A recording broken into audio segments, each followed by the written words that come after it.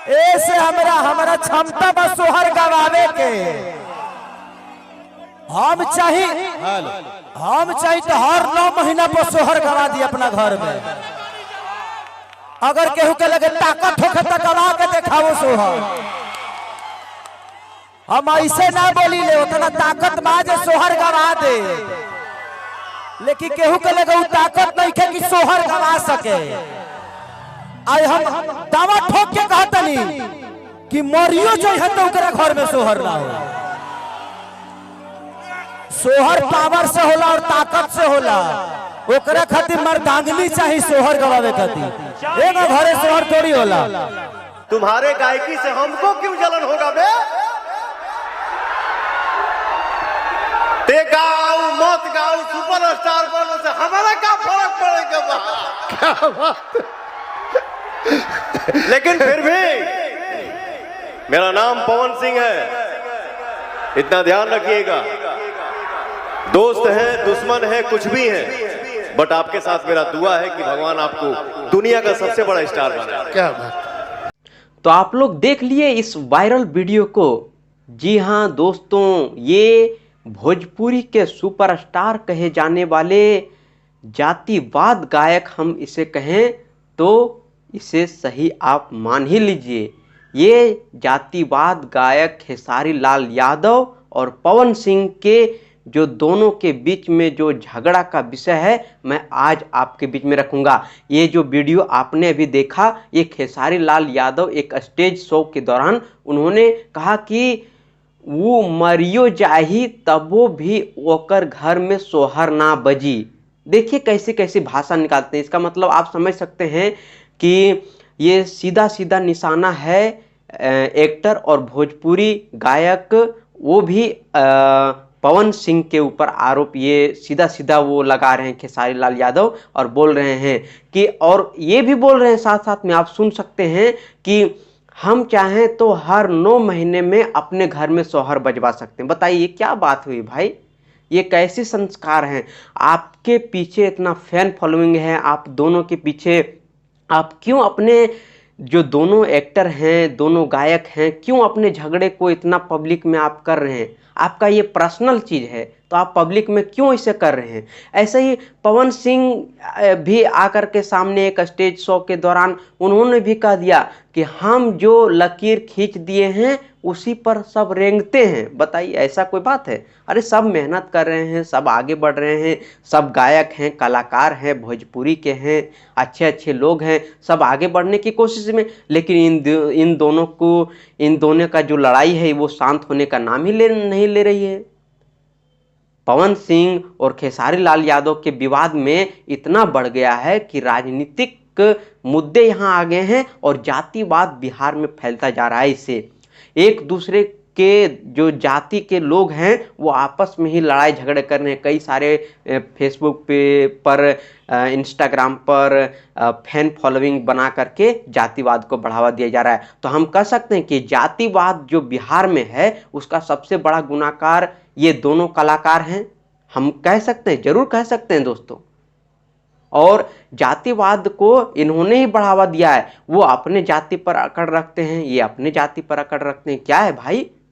अरे साउथ के एक्टर जो हैं, साउथ के, उनसे सीखो। बॉलीवुड हमारा है, उनसे सीखो कुछ। इतना रिस्पेक्ट होनी चाहिए एक दूसरे के बीच में। आप जो इतना गिरा करके रखे हो। और इसमें एक और 2-4 गायक में अश्लीलता पर मैं बात करने नहीं आया हूँ अभी। अश्लीलता तो आप छोड़िए, मैं उस पर बात नहीं करना चाहता हूँ, वो पर्सनल मुद्दे हो सकते हैं किसी किसी के लिए। अश्लीलता तो अलग चीज़, लेकिन ये पूरा राजनीतिक रंग जो दिया जा रहा है, एक दूसरे के बीच में दुश्मनी घोली जा रही है, ये सबसे बड़ी सवाल है दोस्तों।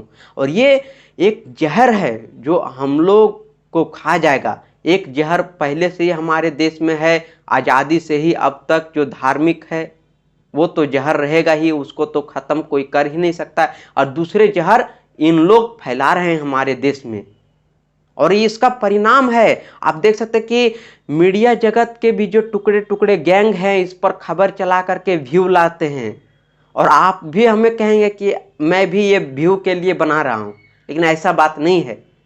ये सामाजिक मुद्दा के अंतर्गत आता है, इसीलिए मैं इस मुद्दे को आपके सामने में मैं बोल रहा हूं।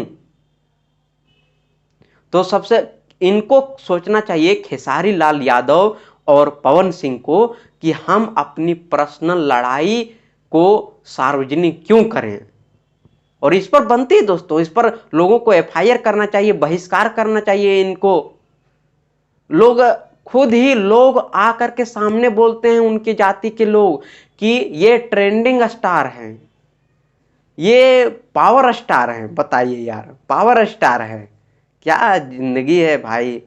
पावर स्टार हमारे बॉलीवुड में चाहिए, जो जितना लोगों को अपने अभिनय से, अपने गायक से लोगों को खुशी कर देती है। लता मंगेशकर जी हमारे दीदी, उनको याद करनी चाहिए लोगों को। उनकी गाना जो है अमर है।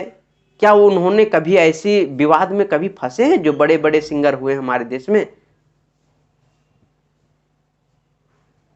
फंसते हैं लोग भी। अभी पर्सनल जिंदगी का लड़ाई सभी के बीच में चलते रहती है, लेकिन आप जो है सार्वजनिक स्थान पर आप स्टेज शो के दौरान ऐसी ऐसी भाषा का प्रयोग करते हैं, ये कहीं से भी और कतई इसको जस्टिफाई नहीं किया जा सकता दोस्तों। आप भले ही अभी आप कुछ हमें बोलेंगे जरूर, लेकिन आप खुद ही सोचिए, समझिए कि जातिवाद आखिर फैल रहा है तो इसके पीछे यही लोग हैं। और आज जाति के पीछे जो जनगणना हो रही है हमारे बिहार में, क्या फायदा इसका? कोई फायदा नहीं है। जाति जनगणना का लोगों को विरोध करना चाहिए।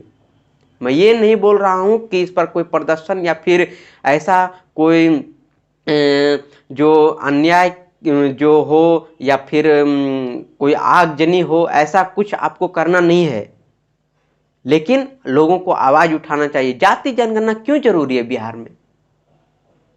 हम जाति के आधार पर भी बांटें लोगों को क्या?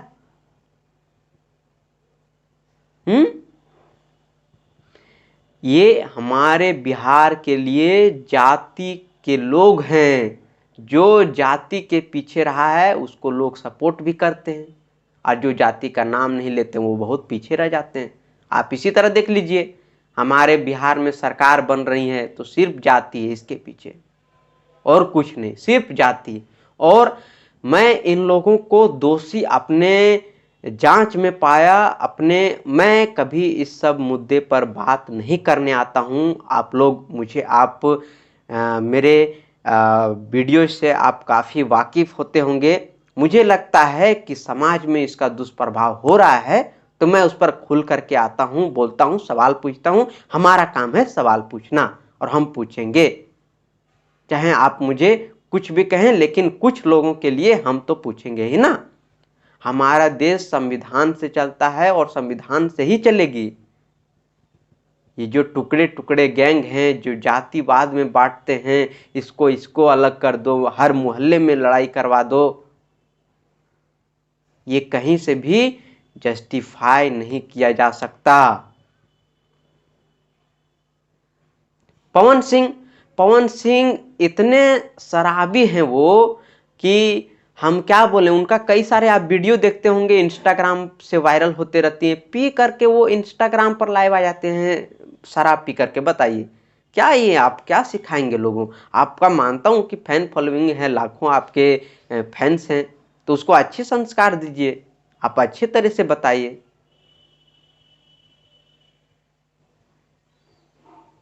ये अच्छा नहीं है, इसको सोचना चाहिए। आप लोग को खुल करके दोनों को साथ में आना चाहिए, और दोनों जब साथ आ जाएंगे तो ये जातिवाद भी देखिएगा, इसका लाखों लोग पर बिहार में प्रभाव पड़ेगा अगर आप दोनों साथ आ गए। तो हम आपसे हाथ जोड़ करके रिक्वेस्ट करते हैं कि आप दोनों साथ आ जाइए।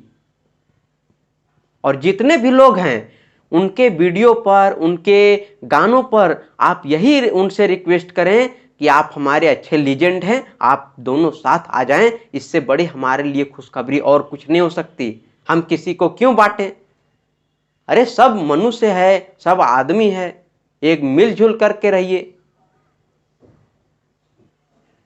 चलिए दोस्तों, फिर से आप एक बार ये खेसारी लाल का जो वीडियो वायरल हो रही है, आप फिर से एक बार सुनिए, देखिए क्या कुछ कर रही है वो।